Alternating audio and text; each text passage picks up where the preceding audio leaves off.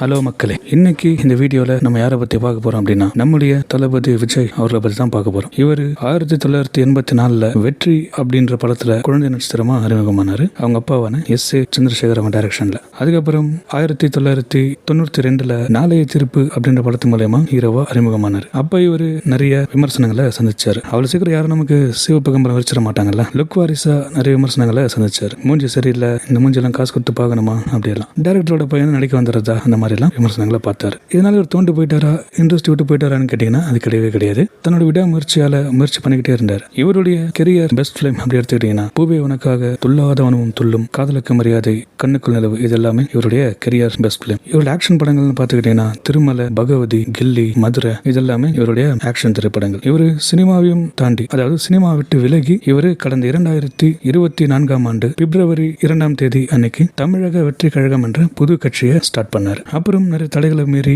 இப்ப 2026 இப்ப நடந்து முடிஞ்ச, அதாவது ஏப்ரல் மாதம் 23 நடந்து முடிஞ்ச சட்டமன்ற தேர்தலில் 234 தொகுதியில நின்று ஜெயிச்சாரு. 108 தொகுதியை வின் பண்ணாரு. பட் 112 கிடைக்கிறது ரொம்ப கஷ்டமா இருந்து விசிக, காங்கிரஸ் மற்றும் நிறைய கட்சிகள் ஆதரவு கொடுத்து இவர் இன்னைக்கு ஒரு 120 சீட் வாங்கி இன்னைக்கு மே 10 காலையில 10 மணிக்கு தமிழக முதல்வரா பதவியேற்றார். இவரோட சேர்ந்து யாரெல்லாம் பதவியேற்றாங்க அப்படின்னா புசி ஆனந்த் அவர்கள், ஆதவ் அர்ஜுனா அவர்கள், கீர்த்தனா அவர்கள், ராஜ்மோகன் அவர்கள், டாக்டர் பிரபு அவர்கள், டாக்டர் அருண் அவர்கள் எல்லாமே பதவியேற்றாங்க. இவர் சில வாக்குறுதிகளும் அதில் கொடுத்திருந்தாரு. அதுல முக்கியமா பெண்கள் பாதுகாப்பு பத்தி பேசியிருந்தாரு. சீஃப் மினிஸ்டரா பதவி வைக்கிறது ஒன்றும் சாதாரண விஷயமே கிடையாது. அதுவும் கட்சி ஆரம்பிச்சு 3 வருஷத்துலேயே சீஃப் மினிஸ்டர் ஆகிறதெல்லாம் ஒரு வரலாறு. எலெக்ஷன்லயே புதிய வரலாறு படிச்சது 2026 சீஃப் மினிஸ்டரா பொறுப்பேற்றிருக்க நம்ம தளபதி விஜய் சார் அவர்களுக்கும் அவங்களுடைய சேர்ந்து பொறுப்பேற்ற மற்றவர்களுக்கும் நம்முடைய வாழ்த்துக்களை நம்ம ரியல் சேனல் சார்பா தெரிவிச்சிருவோம். வாழ்த்துக்கள் சீஃப் மினிஸ்டர் தளபதி விஜய் சார். இந்த வீடியோ உங்களுக்கு பிடிச்சிருந்தா லைக் பண்ணுங்க. தளபதியோட ரசிகர்கள், நண்பர்கள், தோழிகள் எல்லாருக்கும் ஷேர் பண்ணுங்க. மேலும் கருத்துக்களை கமெண்ட்ல சொல்லுங்க.